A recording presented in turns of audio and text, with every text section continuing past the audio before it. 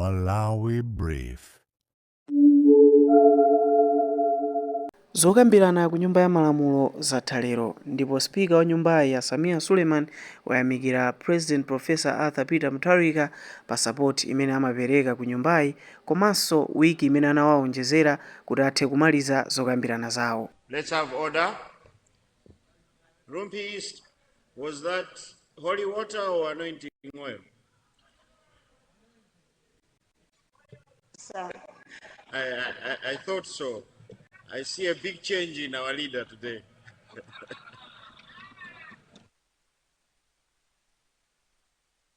Honourable members, can I have order? Can all honourable members go back to their seats? All honourable members? The leader of the House said there has not been 105. So we could have a few today to satisfy the wish. Let's go back to our seats. Honourable members, before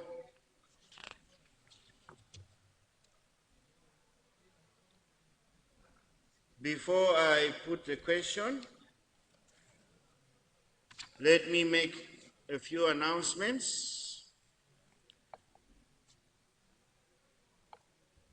The people of Mzimba would like to invite all honorable members, ministers, and everyone to Umteto, taking place tomorrow, 8th August 2026 at Hora Mountain. This message has come from Honorable Fisher Kenan Nkwazi, MP Mzimba Luerezi. Those of us that can attend, let's do so. The second announcement, coming from the Sergeant at Arms, if you are missing your car keys, they are in the office of the Sergeant at Arms. So please, if you know you are missing your car keys, go and see the Sergeant at Arms.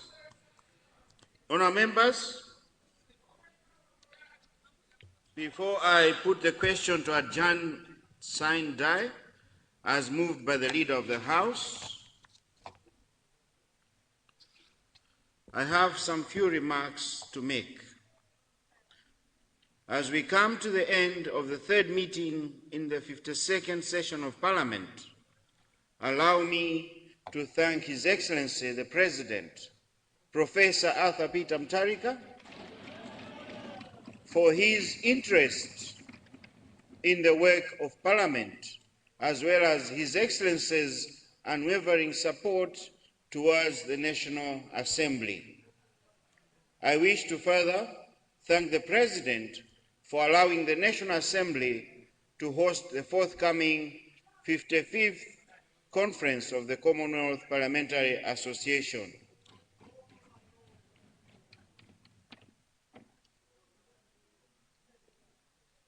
Should I give you the floor? Does anyone want the floor?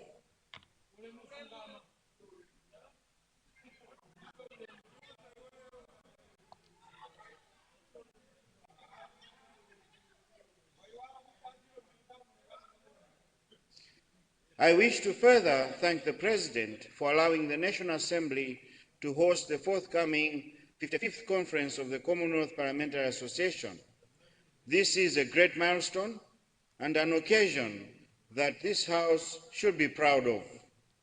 Let me also express my gratitude to His Excellency the President for promptly approving a request for the extension of this meeting of Parliament after noticing that the duration of the meeting was not adequate to transact business.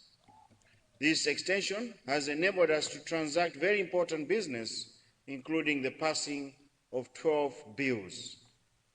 Honourable members, let me also thank each one of you for the commitment, dedication, and a sense of duty you have demonstrated throughout the entire period of this meeting. This has been a demanding and intensive meeting. We have dealt with a heavy and wide-ranging agenda. You will recall that this meeting was initially planned to run for 4 weeks.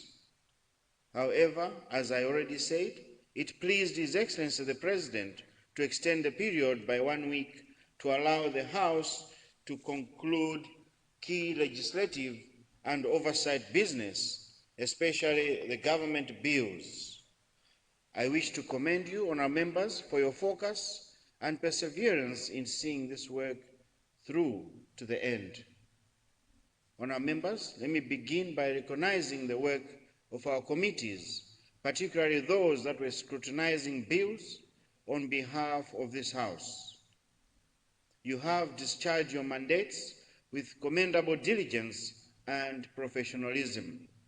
Let me also commend the good work being done by the committees that are conducting inquiries, particularly the Public Accounts Committee and the Ad hoc Committee on the Chikangawa plane crash. I am aware that some of your work has continued throughout this meeting and will carry on into the recess. I therefore call upon those committees conducting inquiries to conclude your work before the next meeting of Parliament. On a similar note, let me remind also Cabinet Ministers to respond to committee reports that have been adopted by the House during the meeting.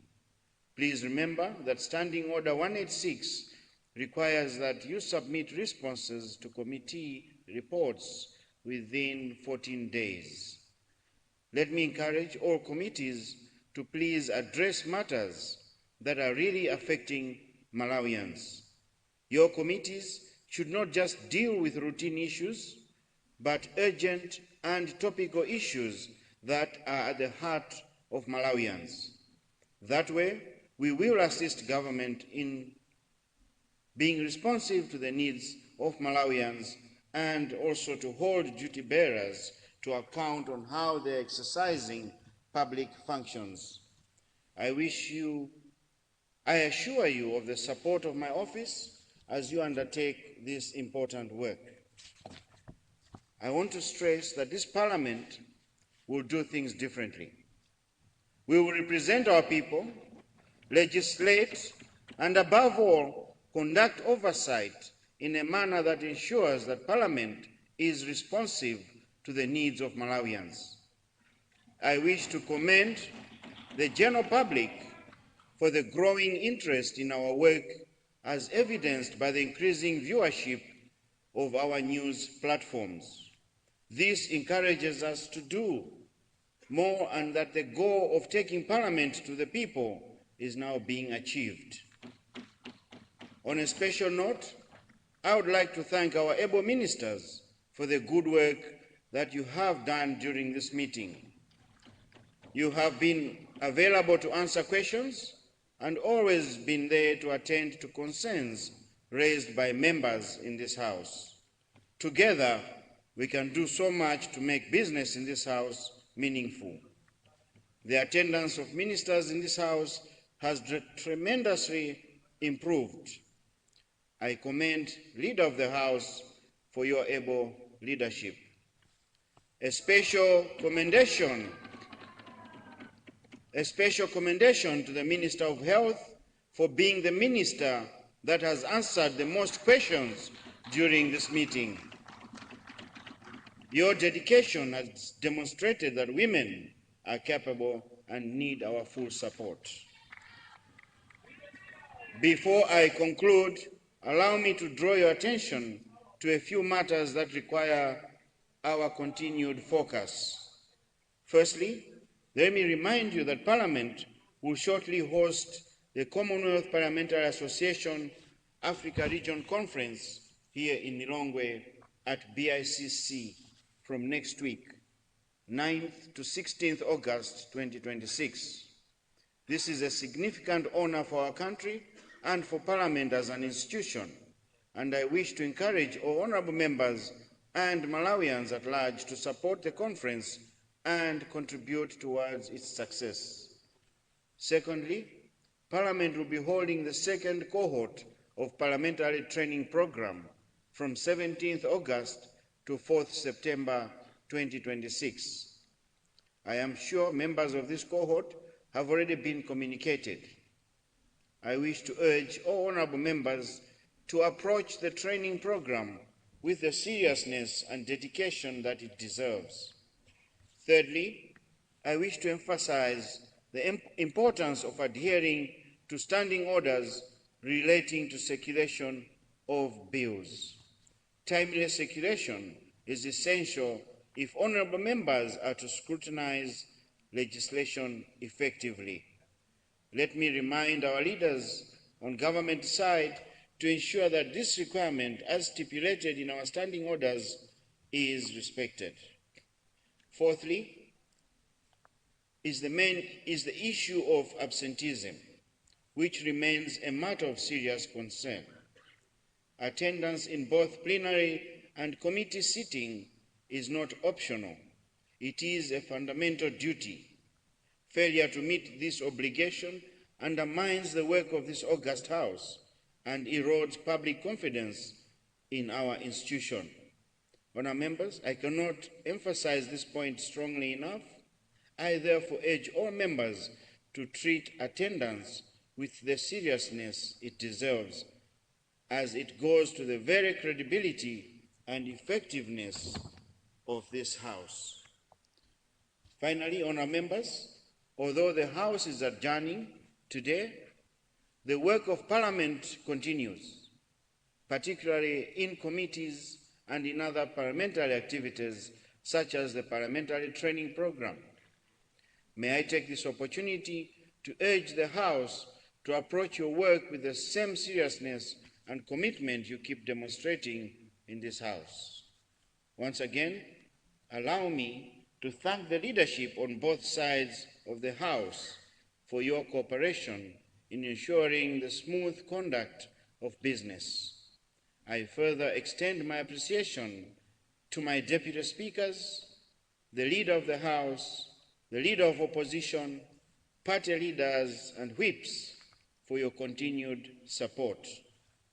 I also wish to recognize the Parliamentary Secretariat under the leadership of the Clerk of Parliament for their professionalism and dedication throughout this demanding meeting. Honourable members, for those of you that will be returning to your constituencies, I encourage you to remain engaged with your people and to continue representing them with diligence, integrity, and purpose. I wish you all a restful and productive recess. Travel safely, and I look forward to welcoming you back for our upcoming programs.